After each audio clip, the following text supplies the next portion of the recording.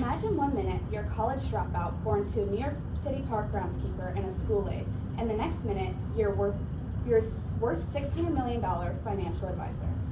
Meet Jeffrey Epstein, the man who made it happen. He built himself up from the bottom. He was known as mysterious, vague, private, and often described as shady. No one really knew where he got all of his money, how he got his connections, or how he surrounded himself with the most elite people.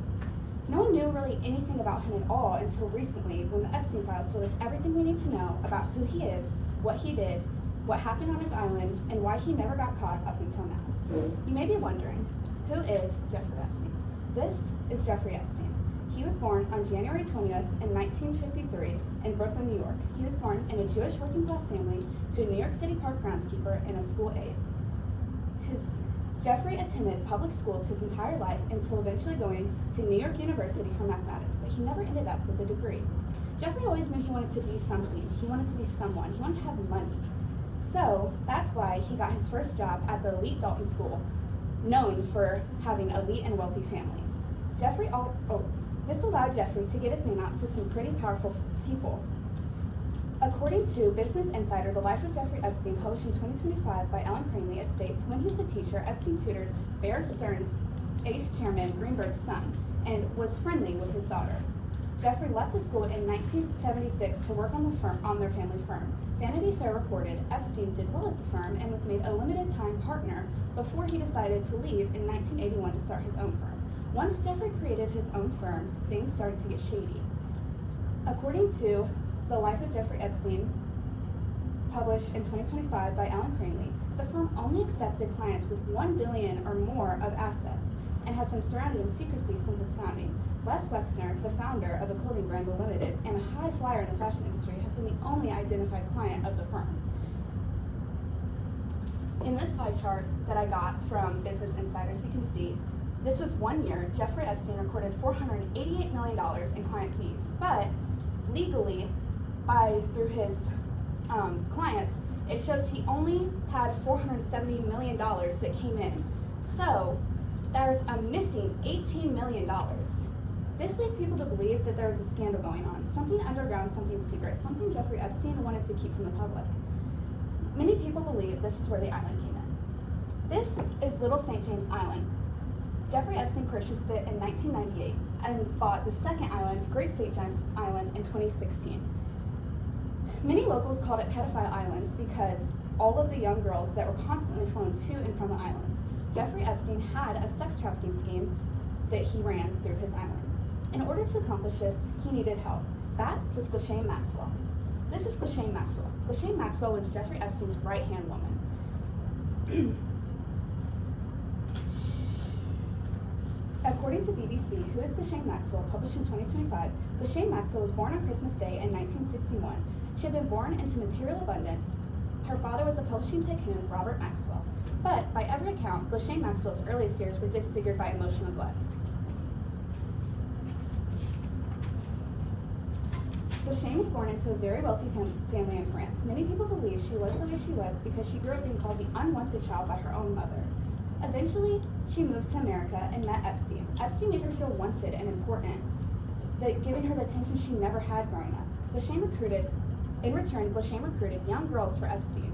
She would use her tricks and power and status, saying stuff about modeling agents, using her charm. She looked friendly, saying stuff about Hollywood, telling them that they could be something and be someone. She used these tactics to trick young girls and get them back to Jeffrey's island.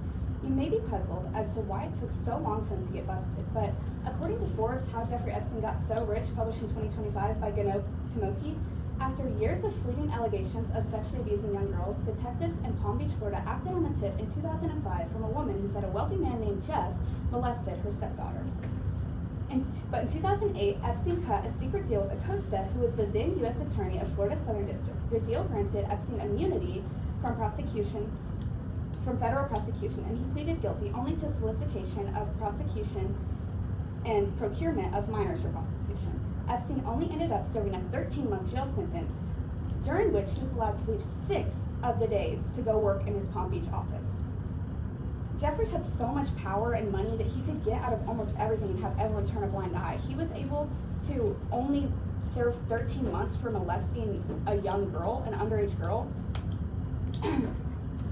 But in early July 2019, Jeffrey Epstein was finally arrested under suspicion of sex trafficking minors. Shortly after he was arrested early in the morning, August 10th in 2019, he would be found dead by suicide in his jail cell. Days earlier, he had been placed on suicide watch in the Manhattan Metropolitan Correction Center.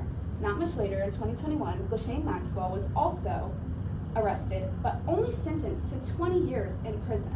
She was convicted of recruiting victims and abusing them alongside Epstein.